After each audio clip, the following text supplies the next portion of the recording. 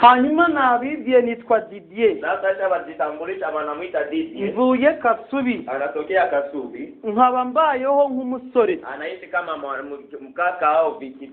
Ndacyari umusore ushima Imana. Ingaliki jena ambaye anashukuru Mungu. Hanyuma nabwiye yuko ahanga ndahisanga kuko hari ababyeyi n'abashiki banjye. Hapa anajifanya kitu anapenda tu kuna bazazi. None nkaba nishimiye kuboneka hano. Anajifurahia sana kuko byavuye mu gushaka kw'Imana. Inatokea mapenzi ya Mungu. Ndibuka igihe cy'Imana yigeze imbwira. Anakumbuka siku moja Mungu ambaye alimwambia. Ngo ntabwo mbyemera yuko ukandagiza ibirenge aho nabyemera. Anasema siwezi ikiga ushimame pasi yenye mimi sikuambia ushimame. Nangaga nubwo naba nabipanze nge mbitaka. Kama mimi nishapanga mimi nabita. Imana mwe yuko izajya imfata amaguru. Mungu yeye anafunga miguu yake. Nabizemera ko ngenda ahantu idafite umugambi. Aende pasi fulani. Ndashima Imana yuko Imana ibifitemo umugambi. Anashukuru Mungu kwa sababu Mungu iko. Kuko najana kuba umugambi wayo. Ndashima Imana kubwa Mediatrice. Mujakazi wa Mungu. Ndashima kubwa Pastor Joseph. Ni bishop ni apotre. Ni bishop tena ni apotre. Nikimani munyereka. Vile ndio Mungu anamuonesha. Niyerekwa nukimani munyereka. Ile ni munyereka tazaba umuntu witara hamwe. Hata kwa mtu akwitara. Yatanga ministere hano azizaba mu bice bitandukanye. Atakuwa mahali hapa anatembea pasi fulani. Ibi ngibi Imana irakomeza kubinyereka. Mungu anaendelea kubimuonesha. Binyuza yuko inamuonesha kwitwa pastor ntago bihagije. Wenye kuitwa pastor bitewe n'umurimo azakora. Yo ya kazi yenye atafanya. Yesu nashimwe. Bwana sifiwe. Uburyo umuntu ahabwa izina. Sasa kingine mtu anapewa jina. Bitewe n'icyo akora. Sawa na Kenya anatumika. Abantu nge Didier nahanuriye. Mu matelefone y'abanditse ngo Prophet Didier. Bali ya mu matelefone y'abo yandika Prophet Didier. Abantu bumvise nigisha ijambo ry'Imana. Banyita mwarimu Didier umwigisha. Yesu nashimwe. Abantu twaganiriye bitandukanye. Uzasanga banyumvise ndikurana ndirimba. Utakutana wale muziki ikisika na abuda na. Bazaba mudije ngo numuririmba. Wanasema Didier ni muimbaji. Bese icyo ukora basi kile ambacho nicyo kiguha izina. Ndio kinakupatia jina. Yesu Kristo nashimwe. Yesu asifiwe. Niba wiba kama unaiba bazaguha izina ry'ubujura. Batakwambia wewe ni mwizi. Niba usambana kama uko mtirasi wigurisha nk'indaya unajichuza kama malaya. bazakwita umusambana. Batakuita Bese mtirasi. akazi ukora Sasa ile kazi kaguhereza izina. Inakupatia kazi. Niyo mpamvu rero biba biteye agahinda inahuzunisha iyo hari umurimo ukora wakati unakaza ambayo ariko ntugire izina ryawo ukaryama. Hano muri mwebwe hari abafite imihamagaro itandukanye ariko bakayirengagiza bitewe n'uko babona hari uburemere bisaba. Awapendi kupana gharama yao. Ivugabutumwa dusa nk'ibyapa. Tunakuanga sama ikindi cya kabiri umubwirizabutumwa asa nka direction iyobora abantu. Anafananishwa kama direction ambayo inaongoza wengine. Niyo mpamvu Yesu yavuze ko maana Yesu alisema hivi ko mu gihe tutitwaye neza twebwe ubwacu wakati sisi pekee tuzananiza n'abandi. Tutashindisha na wengine wanapata. Mwene nyina wa Yesu Kristo ndugu yake na Yesu Kristo witwa Yakobo banamwita Yakobo mu gice cya 3 sura ya 3 cyo yanditse uhere ku murongo wa mbere kugeza ku wa 3 yaravuze ngo sinifuza yuko mwese mwaba bigisha.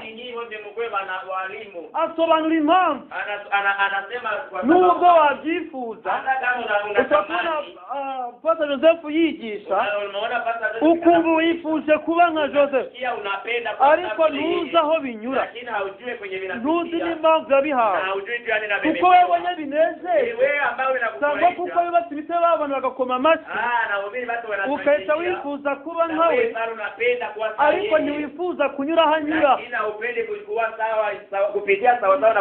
Neema zinapishana wandugu wapendwa. Sisi wote tunaweza kuwa walimu lakini hatutafundisha ariko sawa kwigisha ntabwo tuzigisha kimwe nubwo twese twaba bigisha sawa niyo mpamvu uzumva ndio maana Paulo yari umwigisha Paulo alikuwa mwalimu ugasanga mu ntumwa za Kristo Yesu mu mitume ya Yesu Kristo nta wigeze wigisha nka Paulo hakuna mwenye aliyewahi fundisha kama sawa yahawe ubuntu burenze alipewa neema intumwa zatangiye na Yesu zari kushinda wale wa mitume walikuwa na Yesu. None ikintu gitangaje Sasa kitu ambaye inatangaza Paulo yahishuriwe Yesu. Paulo alifunuliwa Yesu. Amuhishurira Petero basangira. Kisha anajifunulia na Petro mwenye alikuwa na Ibyo bigaragaza yuko Imana itanga uko ishaka. Yani vile vinamesha Mungu anapana sawa na mapenzi. Hari umuririmbyi waririmbye. Kuna mwimbaji aliimba. Bamwita Mwaipaja ngira ngo. Wanamwita mu Tanzania. Ule Martha. Yagiye yibaza byinshi. Alikuwa anajiwaza mengi. Bitewe n'ubuza bwo guteteka agiye abamo. Sawa na maisha yenye alikuwa anaishi. None Imana igiye timiza kumubwira. Mungu anakuwa anamwambia. Watu wote hatutafanana. Abantu bose ntabwo tuzaza. Ngo kila mtu iko na neema yake. Hari ubuzima waremewe kuzanyuramo. Arangiza aririmba muri iyo ndirimbo ngo tusimalizane. Aravuga kandi muri iyo ndirimbo niturangizanye. Kubera yuko Didier ntabwo azaba Didier hatakuwa sawa na King. Ntabwo azaba King. Didier hatakuwa King na King. Ntabwo Joshua azaba Moses. Joshua hatakuwa Moses na Moses hawezi kuwa Joshua. Ariko Imana bose kubakorera. Lakini Mungu anawatumikisha. Kandi kabana bose nabo. Na Mungu anaishi pamoja nao. Ariko ntabwo ikorana nabo kimwe. Hawezi tumika sawa nawe kila Mose amaze gupfa. Sasa Mose anamaliza kufa. Imana ibwira Yoshua. Mungu anaambia Joshua. Nkuko nabanaga na Mose. Ile vile niliishi pamoja na Mose. Niko nzabana nawe. Ndio vile naishi. Ariko ntabwo amubwiye ngo nkuko nakoranaga na Mose. Vile nilikuwa natumika na Mose. Ngo niko nzakorana nawe. Ndio vile natumika na wewe. Ntabwo ari Imana yavuze. Hakuna vile ndio Mungu. Bivuga yuko inasema hivi. Imana ishobora kubana nawe. Mungu anaweza kuishi na mimi. Nkuko ibana na King. Vile anaishi na Nkuko ibana na Sister Grace. Nkuko ibana nawe. Na kisa anaishi na wewe. Ariko ntabwo izakorana nawe nkuko ikorana n'uyu. Sawa na kisa analitumikisha. Ibi ngibi rero kubimenya bizatuma utagirisha ari mugenzi wawe. Inasababisha hutakuwa na fitina na igituma abantu bagirana amashyari nuko ushaka kwinjira mu rukweto rw'undi. Unapenda uingie ndani ya kiato wa mwenzako. Ushaka kuba Didier kandi bidashoboka. Ushaka kuba runaka. Unapenda uwe sawa fulani lakini wakashaka ahubwo kuvuga. Unaweza sema hivi kugira nibura nanjye Imana ingire nka runaka. Mungu alifanye sawa na fulani hanyuma ukamenya ikiguzi cyabo. Unajua bei yao. Ushoboye ukinjira. Kama unajua gharama unaweza gharama unaingia ndani. Yesu nashimwe. Bwana asifiwe. Nkuko nababwiye ngo vile aliwaambia ije nahagurutse. Yesu alishimama nabanje kubaza Imana ni igiki wanzaniye hano. Aliuliza kwanza Mungu nini ambayo unaniletea mahali hapa. Kuko mfite ubutumwa bwinshi nagatambukije. Niko na mahubiri mengi yenye naweza uhubiri. No Imana namwe ndashaka kubambirira. Anamwambia napenda uambie hivi. Ubwami bwanyu nataka ko buhabwa agaciro. Ufalme wangu napenda upewe heshima. Mu mitima yabo kuruta ubwami bw'isi. Ya maisha yao kushinda ufalme wa ulimwengu. Reka mbibutsa yuko ubwami bw'isi. Hata waambie ufalme wa ulimwengu. Bufite imbaraga muri iki. Uko na nguvu sana wakati hii. Ntabwo ari mu isi gusa. Ndetse no mu itorero. Nubona insengero nyinshi. Unaona makanisa ya mingi. Reka mbibutsa yuko insengero ari nyinshi. Hata niwaambia kwamba kanisa ni za mingi. Izitirwa Yesu Kristo ni nyinshi. Zenye zinaitiriwa Yesu Kristo ni za mingi. Siko bimeze bene data. Haiko vile bandugu yangu. Ariko nyinshi. Lakini msawasawa na zile ntabwo Kristo Yesu azibara nk'ize. Yesu Kristo haziwezi hesabia kama zake. Zifite icyitwa brand kuba ari za Yesu ariko ntabwo ari ize. Brand ya kwamba zinaitiriwa jina la Yesu lakini haziko za Yesu. Kubera iki? Jua nini? Benshi barahamagawe. Na mingi wameitwa. Bahamagarirwa gukora umurimo w'Imana. Wameitwa kutumika kazi ya Mungu. Ariko lakini kudahereza agaciro kubana neza n'Imana. Kutokufana heshima kuishi pamoja na Mungu. Byatumye bahereza agaciro gukorera Imana. Ilialetea kuacha kupea heshima kuruta kubana nayo. Ndashaka umuntu uzi neza gusoma Igiswahili. Umuntu ambaye anaweza kusoma Kiswahili vizuri. Pastor arabizi aratwifashishiriza aho ngaho. Sasa anaweza kutusaidia pale. Ndashaka kudusomere Matayo igice cya 5. Anapenda tusomee Matayo sura ya 5. Umurongo 23 24. 23 24. Urebe impamvu gisi ubwami bw'Imana butagifite imbaraga ufalme wa Mungu hauna tena nguvu mu mitima y'abantu. ndani ya moyo ya wanadamu. Ujya no kureba ukarondora imitima y'abantu Ukiangalia mioyo ya wanadamu, Imana iguhishuriye, Mungu akata na kufunulia, uzasanga benshi hano abasengera mingi sana wanaombea mahali hapa iby'isi kuruta iby'ubugingo. wanaombea vya dunia kushinda vya kuombea vya ulimwenguni. Iki cyatumye nyine Imana inshima ko Ndio kitu mboneka ambacho Mungu inasababisha aonekane kugira ngo icyerekezo tugihindure. ili mafikiri yetu au shabaha zetu zisibadilike. Ubwami bw'isi twimitse mu mitima, Ufalme wa ulimwenguni tulitia ndani ya mioyo yetu, tuliweka mataji kwa ufalme wa dunia kuliko taji ufalme wa mbingu. Yesu nashimwe. Birakwiye yuko tubanza kumenya ubwami turimo. haiko mahitaji taji. Turakeneye taji ni kamba. Yesu nashimwe. Bwana sifiwe. Dukwiriye Inahitajika kubanza kumenya ubwami turimo, tujue kwanza ufalme ambao tumenye yuko aribwo turi gukorera. tujue ambao tunatumikia. Biteye agahinda kuba mu bwami inahuzunisha sana kuishi ndani ya ufalme, utazi yuko aribwo urimo, na ujue kama uko ndani ya ukabukorera mu kutamenya, na unabitumika kujua wibeshya yuko uri mu bundi bwami. na kumbe uko unatumikia unazania ni ufalme mwingine. Reka banza dusomere Acha tusomee kwanza iyi Matayo. Matayo. Turaje dusome ibyanditswe bimwe bitandukanye, Tunakuya tusome maandiko mamoja lakini iko tofauti. kumva icyo ubwami bw'Imana buri, Sikie kitu ufalme wa Mungu kumve n'icyo ubwami bw'isi buri. Haleluya. Kitu ufalme wa ulimwenguni iko. Matayo 5 Matayo 5 umurongo wa 23 mstari wa 23 kugeza kuri 24. 24. Tutasoma kitabu cha Mathayo sura 5 23 na 24 katika jina la Yesu. Amina. Basi ukileta sadaka yako madhabahuni na huku ukikumbuka kuwa ndugu yako ana neno juu yako, iache sadaka yako mbele ya madhabahu, uende zako upatane kwanza na ndugu yako, kisha urudi utoe sadaka yako. Amina. Nono itugena no muri Marko 11:25. Marko 11 umurongo wa 25. Marko 11:25 mstari wa 25. Umurongo wa 25 umurongo wa 25.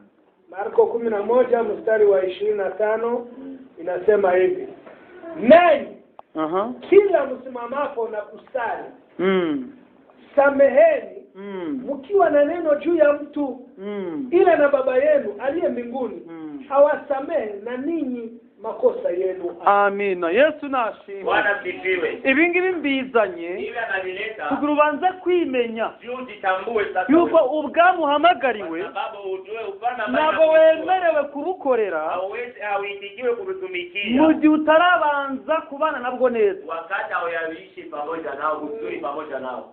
ahanga Yesu arabivuze Hapa Yesu analisema muri Matayo 5:23 Matayo 5:23 na 24 na 24. aravuga nubu uzanye ituro imbere y'Imana. Kama unaleta sadaka mbele ya Mungu, Ituro sadaka ishobora kuza mu ishusho ry'ubwitange, inaweza kuwa ndani ya mfano ya kujitoa. iyo wibujije ibyo kurya no kunywa wiyirije, unajiachisha chakula ni ituro ubutanze imbere y'Imana. Ile ni sadaka ambayo unatoa mbele. Iyo hari ibyo ugiye kurya ukabihereza ubikeneye, unaenda kula unaipatia mwenye iko, ukabona ko hari usonje mukabigabanya, tena ulikuwa na njala mnavikata, hari ukoze icyitwa ituro uritanze, unafanya kitu ambacho wanaita sadaka, unajitoa. babyita kwihotorera umushonji. Niko muri Yesaya havuga Bana vita gupfira nk'umushonji, kukufia kama mwenye njala. Yesu nashimwe. Iyo ni Yesaya 58 avuga kwiyiriza Imana ishima. Ile ni Yesaya 25 anasema ukambika uwambaye ubusa, kuomba maombi yenye Mungu kujitolea mwenzako, manake mafungo yenye Mungu anafurahia. ushobora kwitangira umuntu, unaweza jitolea mwenzako, Imana ikabara nkaho wigomye wiri. Mungu anaona kabisa ulijitoa, unajiima kwanza. Yesu Kristo nashimwe. Yesu gesa noneho hano sasa Maria, ngo niba hari ituro uzanye imbere y'Imana, kama kuna sadaka ambayo unaita mbele ya Mungu, biko yuko ku gicaniro unaingia kwa madhabahu, hakora umurimo w'Imana. ni kazi ya Mungu. Kwese twaje hano guterana, hapa sivyo tulikuwa kwese turi ku gicaniro, wote tuko kwa madhabahu, kwese twaje gukorera Imana, tulikuwa tumekia Mungu, ubwiriza n'ubwirizwa, mwenye anahubiri, kwese turakorera Imana, kuko biradusaba guparticipa. Noneho hari ikintu gitangaje. Sasa kuna kitu ambacho Yesu avuze ikintu gikomeye, Yesu anasema kitu inshuro nyinshi tudaha agaciro. Ni kitu ambacho hatupatie heshima sisi. aravuze ngo n'ubuzanye Anasema hivi, ituro kama unaleta sadaka ku gicaniro madhabahu, ukahibukira unakumbuke pale ko hari icupfa n'umuntu runaka, kama kuna shida ambayo unakuwa ngo buretse gutanga iryo turo rishire ku ruhande, achia pale kutoa ile sadaka yako, ngo ubanze ugende bikiranure na wa muntu, nibwo uzaza pale ndio utarudia ubone gutura ituro ryawe rigira agaciro. uweze kutoa ile sadaka yako. Bishatse kuvuga iki?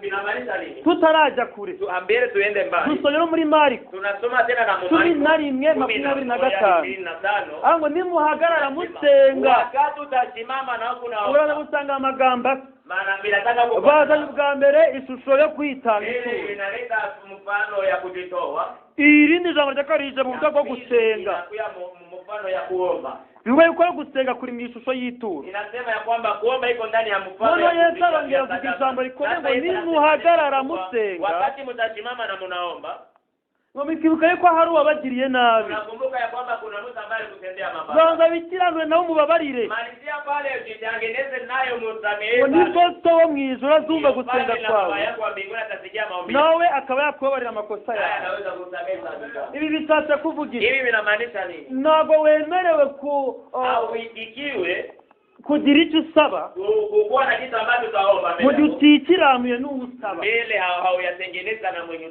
unaomba kile kitu. Birumvikana? Vinasikilikana. Ni iki gituma rero Ni ambaye inasababisha Imana ihereza agaciro Mungu anapatia heshima umubano wawe nayo, uwe uhusiano wako na Mungu. Mungu anathamini uhusiano wako naye kuliko dhabihu yoyote yenye unaweza kumpatia. Mu bantu b'amateka babayeho, n'abami babanje kuyobora Isiraheli, abami babiri babanje. Uwa mbere yahaye agaciro ibitambo kuruta kubana naye. Kwanza alitoa sadaka kushinda gizi ya kuishi naye. Mfalme Sauli wa kwanza wa Israeli alithamini sadaka kwa Mungu kuzidia kutii Mungu. Sauli haya gaciro ibimaze gushikurusha kumvikana n'Imana yiwe. Werazi yuko Imana yishimira ibitambo kuruta kubana nayo neza uyumvira. Yeye alikuwa anazania kwamba Mungu anafurahia kubana masadaka kushinda kitu ya kuishi pamoja yeye na mahusiano na Mungu. Nibwo mu rwandiko rwa mbere rwa Samueli, ndio pale maandiko ya kwanza Samueli wa kwanza igice cya 15 sura ya 15 umurongo wa 22 mstari, aho ngaho Samueli yabwiye Sauli, anaambia Sauli kuri 23 mpaka 23.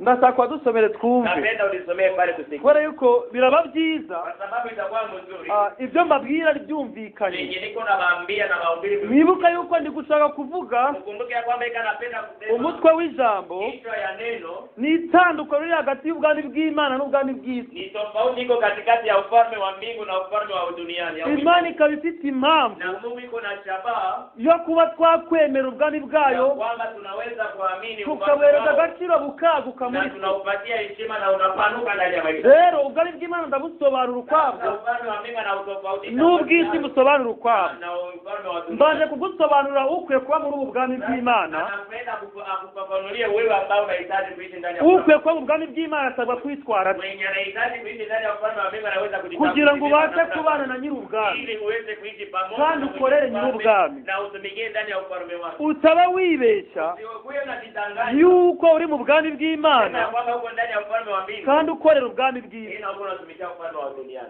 Turi ko bere data Tuko pamoja. hadusomera urwandiko rwa Samueli 15 Samueli wa kwanza 10 umurongo wa 22 na 23 23 mstari. nubwo wakwicarira. Nataka mnaweza ikale. Naye Samueli akasema, je, Bwana uzipenda sadaka za kuteketezwa na dhabihu sawasawa na kutii sauti ya Bwana? Angalia, kutii ni bora kuliko dhabihu, na kusikia kuliko mafuta ya Heberi. 23. Kwani kuasi ni kama dhambi ya uchawi, na ukaidi ni kama ukafiri na vinyago, kwa kuwa umelikataa neno la Bwana. Yeye naye amekukataa wewe, usiwe mfalme. Haleluya. Uyu nguyu ubwirwa ni Sauli. Huyu ambaye wanaambia ni Sauli. We Imana yamutumye kuja kurimbura Abameleki. Mungu alimtuma kwenda kupiganisha Wamaleki. Hanyuma Sauli ashaka gukiza umwami w'Abamaleki. Anapenda aokoe mfalme wa Amaleki. Amaze kumushaka kumukiza, Wakati alipenda kumuokoa, areba n'inyamaswa nziza zisa neza z'amataka. Angalia na mangome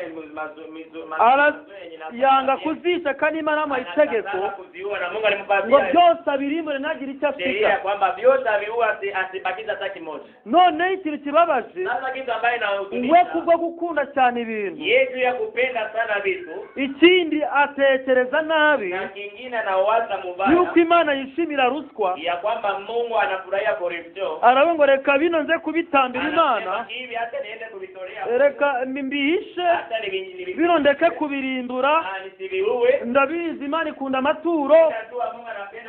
Hari n'abapasiteri benshi bigisha amaturo kuruta ubwami bw'Imana. None ibi ngibi byatumye Sawuli akurwa ku ngoma, yahaye agaciro amaturo kuruta uyasaba. Biteye agahinda guhereza agaciro amaturo, guhereza agaciro gukorera Imana mu cyimbo cyo kuyumvira no kubana nayo neza. Ndashaka bene data tubyumvikaneho yuko Imana ya kwamba Mungu ntago igusumbya ibyo wayikorera. Mungu hawezi kukushinda venye unaweza kumtumikia wewe. Wewe ubwawe urahenze.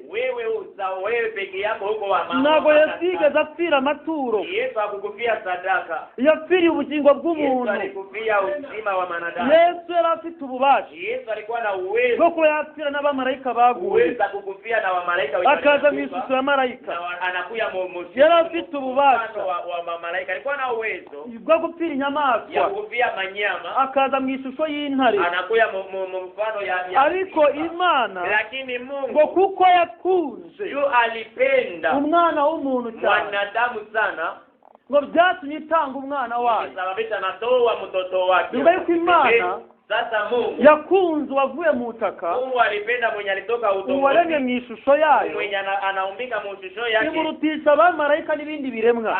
Anamutia yule sana kushinda wa malaika na vingine vyote. Niki cyatumye Imana leo ndiyo maana hiki kitu kinisababisha ingwara itaka no kutagira ngo Adamu arimbuke. Anapigana juu Adamu asiangamie. Imana iravuga ibihembo by'ibyaha ni urupfu. Mungu anasema mushahara wa dhambi ni mauti. None ngewe rero ngiye kumanuka. Sasa mimi naenda kushuka nk'Imana kama Mungu, mpinduka umuntu, nibadilike niwe mwanadamu, kuko umunezero wanjye ya furaha yangu ni ukuzabara n'abana b'abantu pamoja na wanadamu. None rero icyaha sasa dhambi zishaka kuntandukanya nabo, kinitanganishe nabo. Data isategura, Data Mungu anapanga pale aisategura umugambi wo gucungura umuntu, ashuke kuokoa mwanadamu.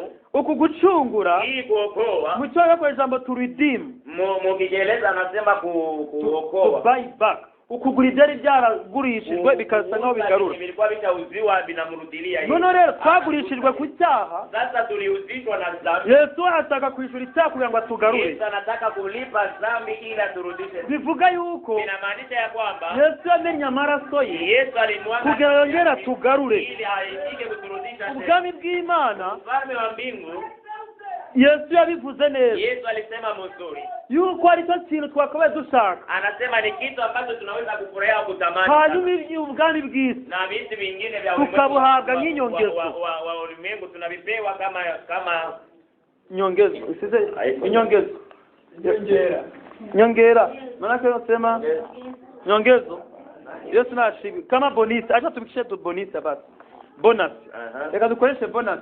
Iyo uguze yasaye bakongera bonus. Ile unauza hii yasaye wanakupatia bonus. Yesu nashimwe cyane. Haleluya. Haleluya. Anga dusanze Samuel. Hapa tunakutana sasa Samuel. Alikubwira Sauli. Ikanaambia Sauli yuko Imana itishimira ya kwamba Mungu afurahie ibitambo masadaka cyangwa umurimo tuyikorera kazi ambayo tunamtumikia tutayumvira kama tumutii. Yesu nashimwe. Bwana sifiwe. ngo kumvira biruta ibitambo binashinda kutoa sadaka. Nani magambo kumvira Imana ubanye nayo neza maneno kuitii sauti ya Mungu na uishi pamoja na Mungu biruta uburyo bwose wayikorera. kushinda vile vyote ambavyo unaweza kumtumikia. Ni iki cyatumye Yesu avuga ngo Hii ambayo Yesu alisema anasema nta gaciro hakuna faida ituro rizagira sadaka itakuwa nayo ku gicaniro kwa madhabahu mu gihe mwene se mutabanye neza. wakati mwa ndugu yako rafiki yako ameishi pamoja sawa. Niba Imana itesha agaciro Kama Mungu anatosha heshima umurimo uyikorera, kazi ambayo unamtumikia. kubera yuko mwene so iwanyu mwavuye bidatunganye, Ndugu yangu ulitoka kwenu amusikilizane. none niba utumvikanye nayo Sasa kama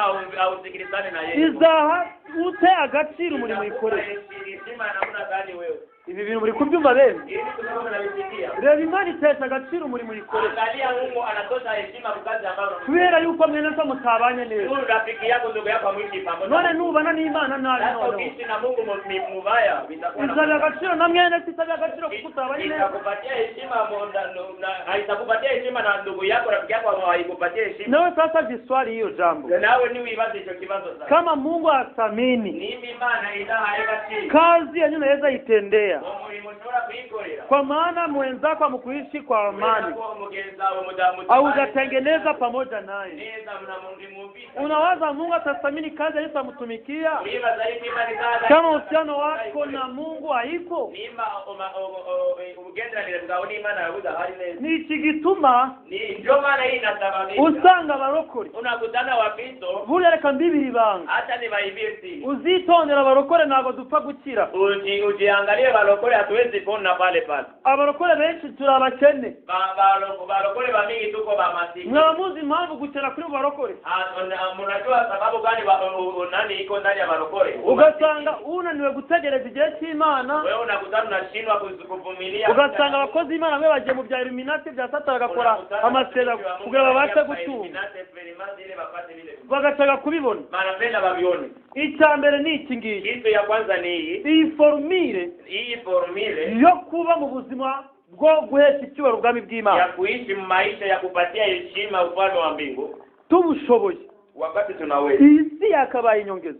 Hii dunia inaweza kuwa nyongezo. Ari ibyo ngibyo Yesu yarabeshye. Lakini vile Yesu alidanganya. Niba atari uko biri. Kama haiko vile Yesu yarabeshye. Yesu alidanganya. Ikibazo Iki shida suko Imana naniwe gusoza icyo yavuze. haiko Mungu alishindwa na kutumiza. Ntabwo Imana naniwe kubatwara hanze. Mungu hakushindwa na kubabeba nje. Kubapatia visa. Na kubaha visa. Hiyo ni jambo rahisi. Hizo ni jambo litote. Ntabwo Imana irabinanirwa. Oya. Mungu hayashindwa na ile jambo. Imana yuko muri Isaya 59. Mungu anasema ndani ya Isaya 59. 59. Mstari wa kwanza mpaka kutatu. na kenda. Yaravuze ngo Imana Mungu ukuboko kwanje mkono wangu ntabwo ari kugufiya ngo kunanirwa gukiza ababwirwa ni bande n'abitirirwa Imana ni wale ambao wanaitiliwa n'abayimenye ni wale ambao wanamjua ariko batabanye nayo neza, lakini hawaishi mzuri na yeye. ntabwo Imana yananiwe Mungu hakushindwa gutanga zavi, kutokupana. ntabwo Imana yananiwe Mungu hakushindwa gufungura ingendo kufungua pasipoti z'abaduhana ngo abarozi ngo bazifunga. Unasema wachawi ndio walifunga.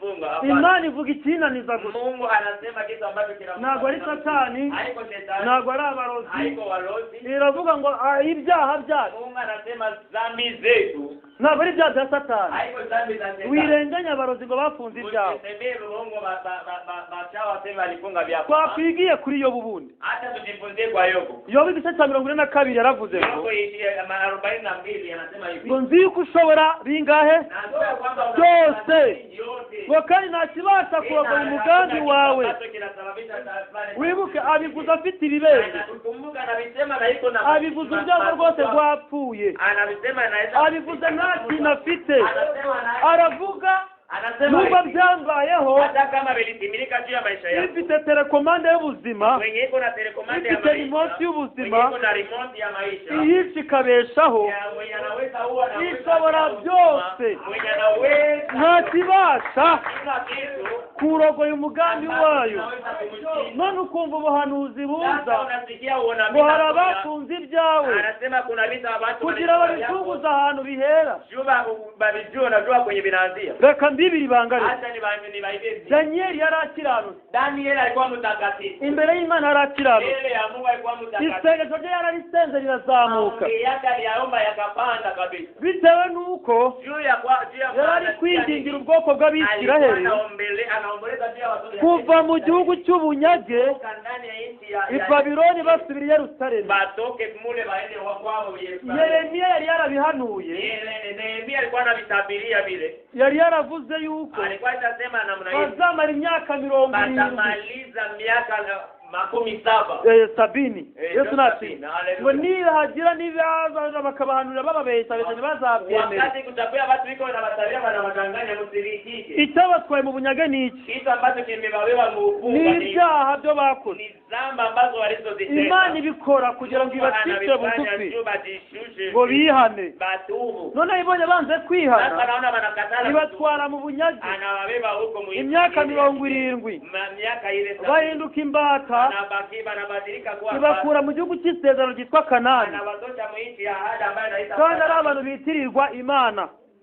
wale watu ambao wanaitiliwa jina la Mungu. Nubona rero umuntu uri umurokore, Ukiona mtu uko Mkristo, ukabona ukoze ibyaha biraguhiriye, unaona unatenda dhambi, ile dhambi inakuwa mtego kwako. unapata prosperite mu kudanganya mu kufera mu byaha ukahahirirwa. Unafanya ile dhambi unafanya. Menya yuko utahamagariwe buno bwami. ya kwamba haukuitiwa ile ufalme.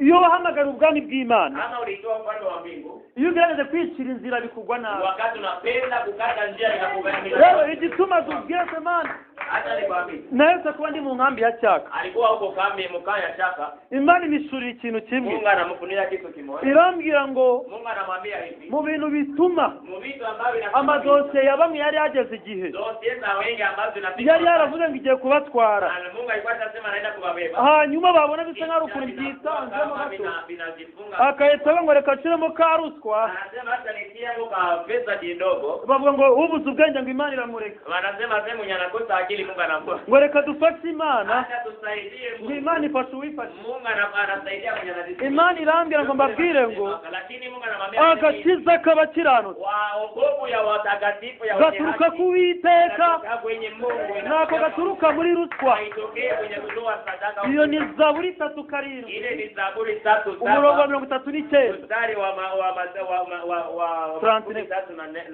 9. Hango agakiza k'abakiranutsi anasema wokovu ya wenye haki. nako gaturuka mu bapfumu, Haitokee kubashima. nako gaturuka mu kwicira inzira, nako gaturuka mu gutanga ruswa, haitokee kutoa ngo ahubwo gaturuka ku Uwiteka. inatokea kwa Mwenyezi Mungu. Hari abatanze ruswa Watu ambao walitoa sadaka bagurira indege biremera, anapeana avyo vinaisha. hari abagiye mu bapfumu Wenye walienda ndani ya barabibakorera biremera, abangaba baragiye. Hawa walienda. Noneho iyo bakubwiriye, Wanakuambia hivyo. bakubwira uburyo ruswa ikora, Wanakuambia kitu kwa hicho. bakakubwira uburyo Wanakuambia kingi. iyo ugiye mu bapfumu babigukoreraho. Wakati unaenda mwafumu Iyo babikubwiye, wakati wanakuambia kubera ko bari mu bundi bwami, iko ndani ya ufalme mwingine. bari mu bundi bwami, Iko ndani ya ufalme mwingine. bari kugira ngo ubwami bw'Imana Wanapenda ufalme wa mbingu. bugusaba gutegereza wihanganye. Unakuonesha kusubiri na unatulia. Amaganyere myaka 3 Yele ni nasema amaganya Yeremia lamentation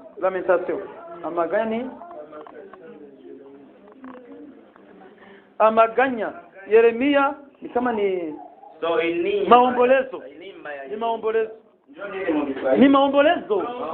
Yesu nashimye. Igice cya 3 mstari wa 3 25 sura ya 3 mstari wa haravuga ngo inasema hivi, Uwiteka Mwenyezi Mungu abereye mwiza, anakuwa mzuri abamutegereza bangahe bose. Umva, Uwiteka Mwenyezi Mungu abereye mwiza, iko mzuri abamutegereza bose. kwa wale ambao wanamsubiri. Ikindi cya kabiri Ingine ya pili, n'ubugingo na uzima bw'umushaka wese. ya mwenye anamuitafuta. Umurongo wa 26 26 ngo ni byiza ni mzuri ko sana umuntu ategereza, kwa kwamba mwanadamu anaweza kusubiri. ategereza yihanganye, Kusubiri anatulia. agakiza k'Uwiteka. Wokovu ya Mwenyezi Mungu. Ubwirwa ntutegere agakiza Mwenye k'Uwiteka. anaambiwa ni yule ambaye anasubiri wokovu ya. Uyu nguyu rero ananiwe kwihangana, Sasa huyu ambaye anashindwa kusubiri azamera nka Aburahamu, atakuwa kama Abrahamu. azabyara Ishimayeli Atazala Ishmaeli mbere y'uko Isaka aza. mbele ya kwanza Isaka kuja. Imana irakuzana Isaka, Mungu anapenda lete Isaka. usanga Ishimayeli waramubyaye. Mungu anakutana Ishmaeli sana kutaka mzao. rero igihe Ishimayeli avutse sasa wakati Ishmaeli anazaliwa Imana ihagaze ku jambo ryayo wakati Mungu anasimama juu ya neno lake ikavugana nawe anazungumza na wewe nta kondisiyo igushizeho hakuna kujamba na iyo ugize intege nkeya wakati unakuwa mwenye ngwira kwihanganira Mungu anakuvumilia basomera urwandiko rwa kabiri rwa Petero soma wa Petro wa 2 igice cya 3 ni sura ni ya 3 umurongo w'9 mstari ni ya 9 Petro wa pili sura 3 mstari wa 9 Inasema hivi. yego Bwana hakawii kutimiza ahadi yake aha kama wengine wanavyokudhani aha kukawia, aha bali huvumilia kwenu, maana hapendi mtu yeyote apotee, bali wote wafikirie toba.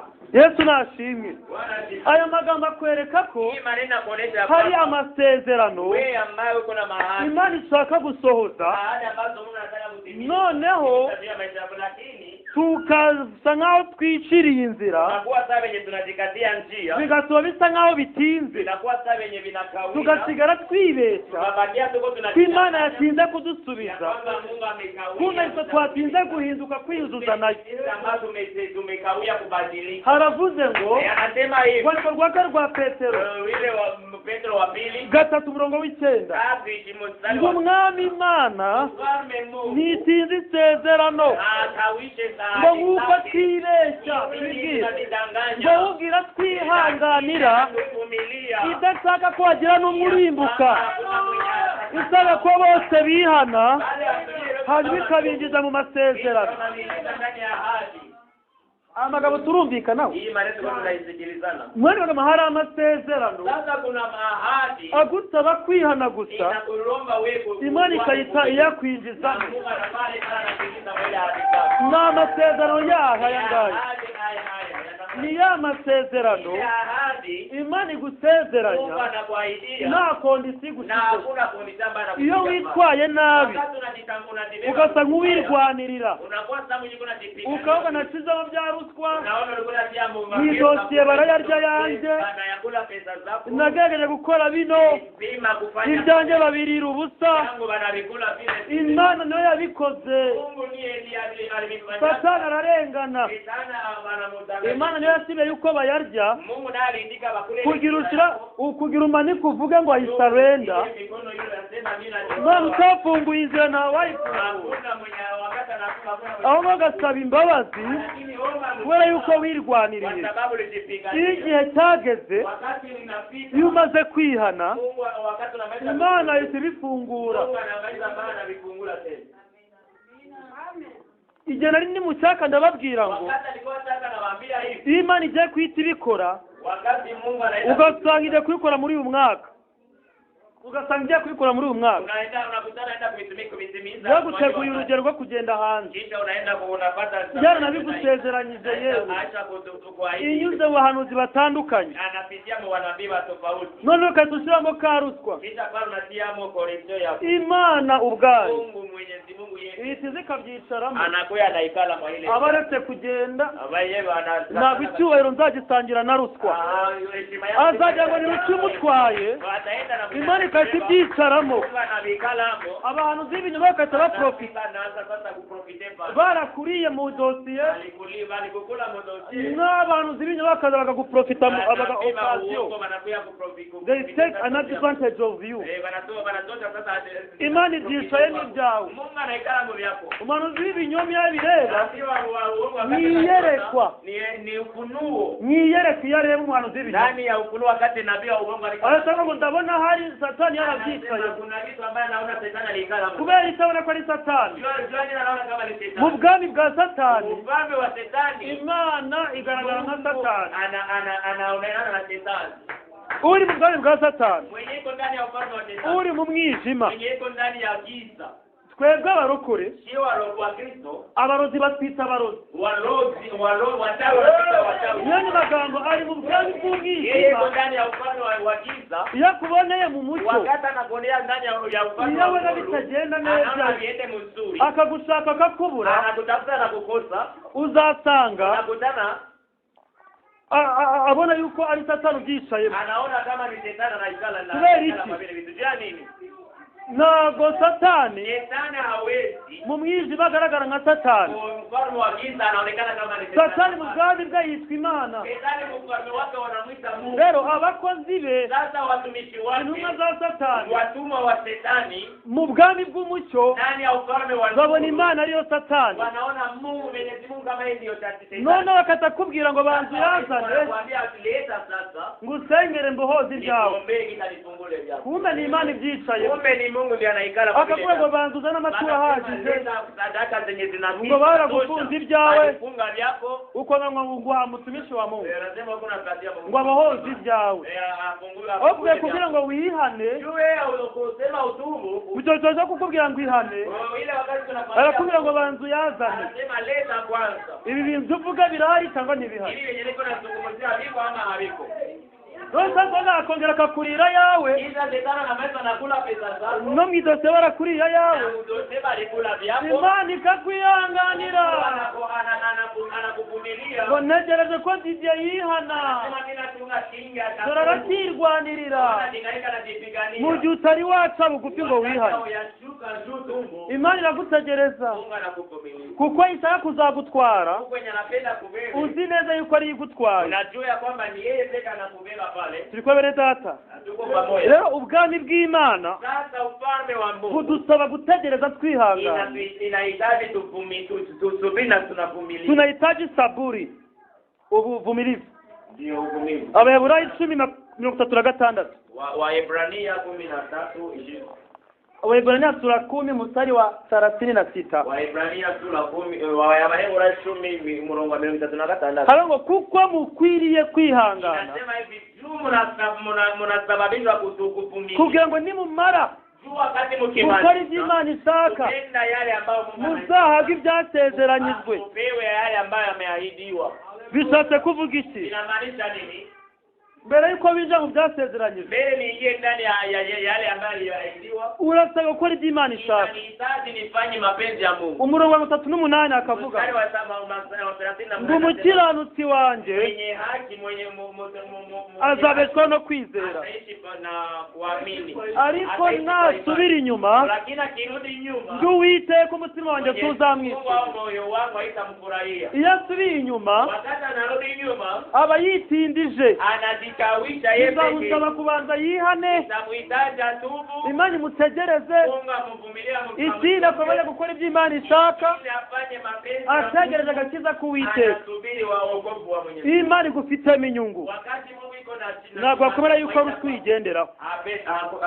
Katonda atainakiriza enguzi ekutambuze wewe. Katonda kufuna amagoba. Kubera iki se? Biramaze kabatse ninemera kugenda. Warutanze karusi. Uzagira ngo ni ruswa bikoze sinjye wabikoze. Utasema ni ile pesa zenye ulipawa. Kukwifuhira icyubahiro cyayo. Kukwifuhira icyubahiro cyayo. Bitinza. Kubikwereka yuko ruswa ntacyo ishoboye. Wamara gutanga umumana ngo mubabara ngo nakoze nabi. Okay, ukubera yuko ari njyewe noneho. Bikahita ibikoraho. Ukagira n'ubu yuko Imana arahabaye. Inaciza amaruswa bitagaciro. Utaye gutanga ubuhamya. Ukavuga yuko ari Imana yabikoze. Ruswa barayiriye biranga. Ibyo ni Imana ishaka. Ishaka yuko uvuga yuko ruswa nta gaciro ifite. Ariyo yabikoze. Imana ifuhira icyubahiro cyayo. Ntabwo bakwemera kugisangira n'undi. Rero Imana ibababarire abiciriye inzira kugira ngo mubashe kugira ku niba ari Imana yabivuze izabikora. Yabibwiye Yeremiya igice cya mbere umurongo wa 12 ngo Yeremiya waroye iki? Ngo ndeze inkoni y'umurinzi. Imana iramubwira ngo nuko nguko ndindi ijambo ryawe kugira ngo ndisohoze. Rero niba Imana irindi cyavuze kubera iki tutayigirira icyizere? Iyo utayigiriye icyizere ugenda mu bwami bwa Satani gupakira igisubizo. Iminota yanjye iri kwinjira irangira. dakika zake ziko zinaingia zinaisha. reka twinjire mu bwami bw'Imana. Hata sasa tuingie ndani ya ufalme wa navuye ko kubana n'Imana kuishi na Mungu bigushoboza gukorera neza ubwami, inakuwezesha kutumikia ufalme wake. kuko ni ubwami bwayo Hiyo ni ufalme wake yeye. ni ubwo gukiranuka. Ni ufalme ya wenye haki. Turashaka dusome ibyanditswe bibiri Usome sasa maandiko mawili. tugenda ku musozo. Tuko tunamalizisha. ubwami bw'isi Ufalme wa ulimwengu bugizwe n'ibintu bitatu. iko na inafanyishwa na mambo matatu. Bugizwe n'imyambaro, Iko na mavazi, bugizwe n'ibyo kurya, inafanyishwa na mandazi, bugizwe n'ibyo kunywa. na inafanyishwa na vyakula kukula. ni ibihekane bitatu Vitu vitatu ambavyo bya nywa na kwa. kukula, kuvala na kunywa, vara na kula. ili ambale unywe.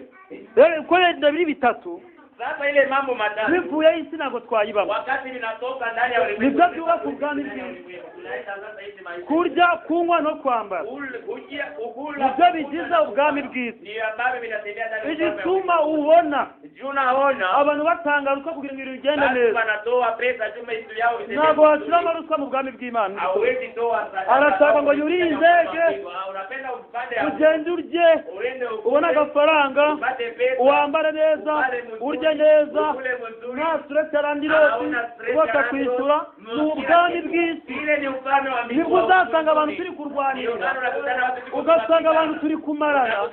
ni ubwami bw'isi. ile ni ufalme wa ulimwengu. igituma usanga abayobozi benshi Yeye iko na wafalme wengi sana. barashaka kurya, Wanapenda wakule, bashaka kunywa, wanapenda wakule, bashaka kwambara, wanapenda wapale vitu. ibindi byose Vingine vyote ni accessoire. ni accessoire basi. noneho dore ikintu gitega hino. Sasa angalia kitu ambacho Yesu igihe yaje ari kubwiriza, Yesu wakati anatoka na asanga bari kubwiriza anakutana watu liko bana mu mitima yabo, ndani ya mioyo yao. asanga bari kwibaza, Iko wanajua tuzarya iki, tutakula nini, tuzanywa iki, tutakunywa nini, tuzambara iki. tutafala nini. uko ari bitatu asanga ni ubwami bw'isi Ndio barariki. vile viko wanatembelea. ni iki cyatumye Yesu Ndio ababazwa, maana Yesu aliwauliza nuko nta n'umwe ufite inzara kwa sababu hakuna mwenye iko na njaa n'inyota na kiu zo gushaka ubwami ya bw'Imana. kutafuta ufalme wa mbingu. ahita ababwira muri Matayo Anawaambia ndani ya kitabu ya igice Mathayo cya gatandatu mstari wa 6 hera ku murongo utakuanzia kumstari wa 31. wa 31. Matayo igice cya gatandatu. ndashaka kureba ubwami bw'isi nuko Mathayo bumeze. sura 6 mstari wa 31. nubona ibyaha bikorwa bitewe n'ubwami bw'isi, Uangalie venye unafanya, kama unafanya dhambi na inatokea na ufalme wa Biblia ulimwengu. inasema hivi ndani ya kitabu cha Mathayo sura 6 mstari wa 31 inasema hivi. mpaka 33. Msisumbukie basi mkisema tule nini Aha, au tunywe nini au tuvae nini. ni bitatu. Tatu na Vitu mbili. tatu. Kwa maana hayo yote mataifa huyatafuta, kwa sababu Baba yenu wa mbinguni anajua ya kuwa mnahitaji hayo yote. yego 3 Tatu na tatu. Bali utafuteni kwanza ufalme wake na haki yake, na hayo yote mtazidishiwa. umva kuri Yesu bisobanura. Sikiliza sasa kitu Yesu Yesu yigishaga rero dore imitima y'abantu. Yesu anafundisha na anaangalia roho ya. ahere ku murongo wa 31 Tunaanza kumstari wa 31 twinjira muri 33. tunaingia 33. ngo nimuhagarikwe imitima, Anasema msibabaike. niyo ngo tuzarya iki, Kusema kwamba tutakula tuzanywa iki, cyangwa ngo tuzambara iki. ama tutafala nini. ubwami bw'isi buri muri mpande eshatu wa ulimwenguni iko ndani ya ile vitu vitatu. byanywa na kwa. Kula. ahita ababwira ngo Anawaambia vile pale. abantu b'isi Wanadamu wa ulimwenguni ibyo byose nibyo bararikira. ile vyote ndio wanatafuta, wanaangaikia. mwebwe rero muri kubwirwa ambao mko mnasikiliza. mukwiye gutandukana, Mnahitajika mjiepushe. mutandukane n'ab'isi. Mjiepushe na wa ulimwengu. biteye agahinda Vinaleta huzuni. kuba turi abarokore Tuko wa Kristo. twarize Kristo nk'umwami n'umukiza, Tunajifunza Yesu kama Bwana na Mwokozi. tukaba natwe ibihangayikisha b'isi aribyo biduhangayikisha. Vinahangaikisha watu wa ulimwengu na ndio vinye vinatuhangaikisha. ugasanga umuntu ahangayikishijwe ngo ararya iki, aragwa iki, azamara iki, zagenda ryari, Imana iratinze, Imana ikize gutsinda yavuze, Mana uzama umwana ryari, Mana ndabona umugabo atinze, Mana ndabona nize gushaka, Mana ndazira iki, ninde wandoze.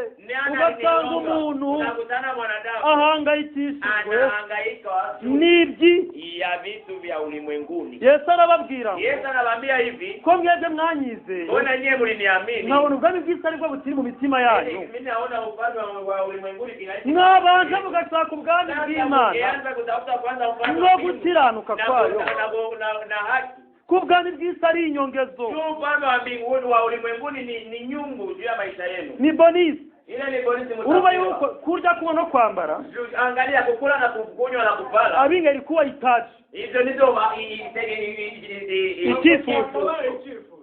Ntabwo byakwiye kugenda hanze. Uenda nje. Yesu yabisezeranyije umuntu wese wemeye kuba umubwiriza butumwa. Yesu aliwaidia ule mtu ambaye anaitika kuwa mwendelezi. Kila mwinjilisi anakubaliwa. Yesu ayisha pana visa. Yesu yaramaze gutanga visa. Aduza grand commission. Yagize grand commissioner. Ngo mujyane mu mahanga yose. Mugendi ibihugu byose. None ba Yesu yabivuze. Kama sasa Yesu ngo tugende mu mahanga yose. Tutembee ulimwengu mzima. None urumva hari body hari. Sasa unasikia pale kuna barriere.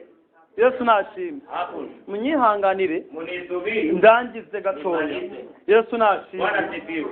Tugendere mu Baroma igice cya 14. Ndani ya kitabu ya Waroma 14. Umurongo wa 12 na 18. Ndani wa 14 sura 14 mstari wa 17 na 18. Urasanga iki kibazo itorero ryo mu Baroma nicyo cyari rya .com nk'iki. Unakutana hii shida bado iko kwa Kristo wa Kristo wa Roma. Maana ufalme wa Mungu si kula wala kunywa. Urumva? Bali ni haki na amani na furaha katika Roho Mtakatifu. 18 nasema kwa kuwa yeye amtumikiaye Kristo katika mambo hayo kumpendeza Mungu tena hukubaliwa na wanadamu. Yesu nashimwe. Bwana sifiwe. Ngiye kurangiriza hano. Haleluya. Haleluya. Yesu nashimwe. Bwana sifiwe. Haleluya. Haleluya. Turi kurangiza kuri iki cyanditswe. Tunaenda kumalizia kwa hii. Dusomye ku Baroma. Tunasoma ndani ya kitabu ya Waroma. Igice cya 14. 14. Umurongo wa 17. Ndani 17. N'uwa 18. 18 pale. Dusanze Paulo. Tunakutana Paulo. Abwira abakijije. Anaambia wa Kristo wa Roma. Wa Roma. Ntabwo abwira abapagani. Aambie watenda dhambi. Arabwira abamwakire Kristo. Anaambia wale ambao walimpokea Yesu. Bitewe nuko ubwami bw'isi bwaragiye bugira imbaraga mu mitima yabo, batangira kubwitiranya n'ubwiza. Ubwami bw'isi babwitiranyije n'ubw'Imana. Iki cyatumye Paulo bandikira mu gice cya 14 ari kubakosora, ari kubabwira ngo ubwami bw'Imana ntabwo ari ubwo kurya no kunywa. Uzi impamvu atavuze no kwambara?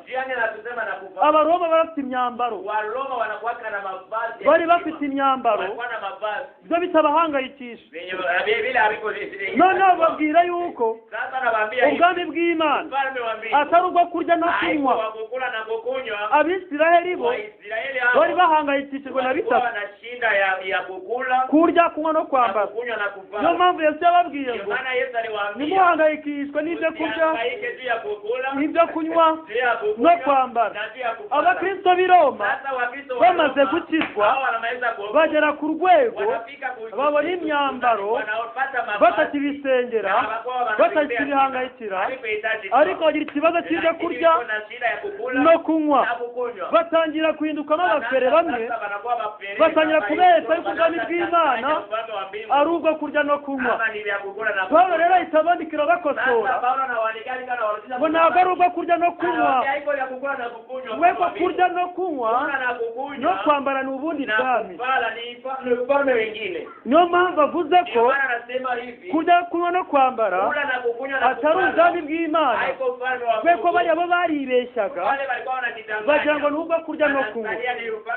Akababwira noneho nawe bw'Imana ngo bugizwe n'ibintu bitatu nabyo, ngo ahubwo n'ubwo gukiranuka, n'ubw'amahoro, n'ubw'ibyishimo mu Mwuka Wera. Bugizwe n'ibintu bitatu. iko na vitu vitatu gukiranuka kwenye kubana haki n'abantu bose amahoro na kuishi pamoja na kila nibyo natanyamaga ngo bana na mwene se amahoro mbere y'uko ukorera ubwami urasaba gukiranuka mbere y'uko ukorera ubwami urasaba kugira ibyishimo n'umwuka wera gukorera neza ubu bwami ubw'Imana si ubwo kurya no kunywa ni ubwo gukiranuka amahoro ibyishimo ngo mu mwuka wera arangiza avuga ngo ukorera Kristo muri ubu buryo wakwibaza mu buhe buryo ushobora kubyibaza umurongo ukurikira uvuze ngo ukorera Kristo muri ubu buryo aravuga uburyo buhe mu buryo bw'ubwami bw'Imana mu buhe buryo ni mu gukiranuka ugakorera Imana mu gukiranuka ugakorera Imana ubanye amahoro na mwene so ugakorera Imana ufite ibyishimo ndetse no mu mibabaro yawe urasabwa kwishima.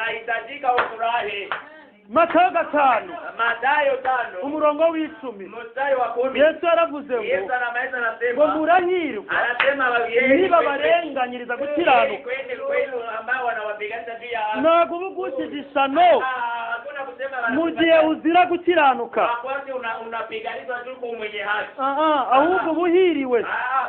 Umurongo wa 11 Matayo 5 umurongo wa 11 arongera avuga ibintu tudashaka ngo namwe muzamuhiriwe ngo niba batuka bakababesera bakagutura amazote nk'ayo bagutezeho ngo wariya y'abandi ibyo ngibyo ngo uzabuhiriwe ngo ntabwo ari isano ngo niba batuka ngo ntabwo uzabugushije isano ahubwo uzaba uri mu bahiriwe. Ubu bwami bw'Imana niyo mpamvu dukeneye kwihangana tugakiranuka mu gihe gikwiriye no mu gihe kidakwiriye. Ngo iyo bibaye bityo rero ngo dushimwa n'Imana tugashimwa n'abantu. Niba ushaka ishimwa ry'abantu haranira gushimwa nayo. Tafuta kukubaliwa kwa Mungu kwanza ili upate kibali kwa wanadamu. Ntabwo wakora kwemeza abantu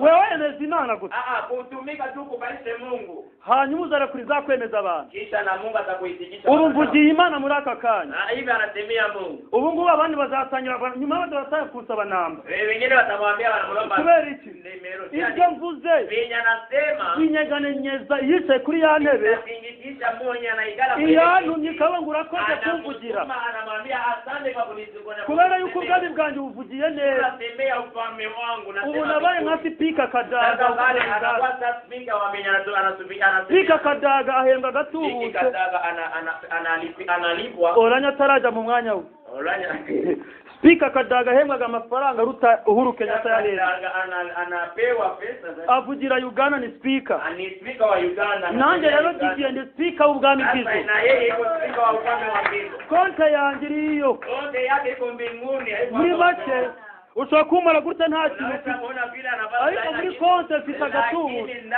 kubera iki ndavugira ubwami butarashena ubwami bufite ububasha mu isi no mu ijuru. Tuhaguruke dusenge kubera yuko umwanya wanjye urarangiye byari ngombwa yuko ngarukira hano